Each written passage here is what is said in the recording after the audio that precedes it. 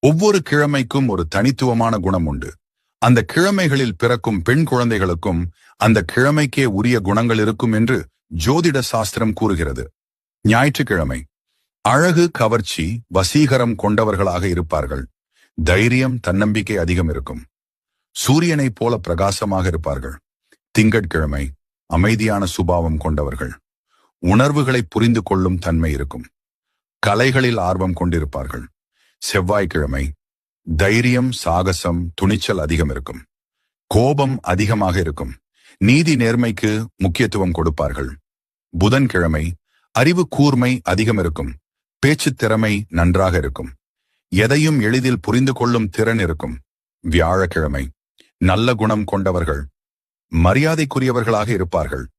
ஆன்மீகத்தில் ஆர்வம் இருக்கும். பொறுமை மற்றும் நிதானம் அதிகம் இருக்கும். வெள்ளிக்கிழமை கலை மற்றும் அழகை ரசிப்பவர்கள்.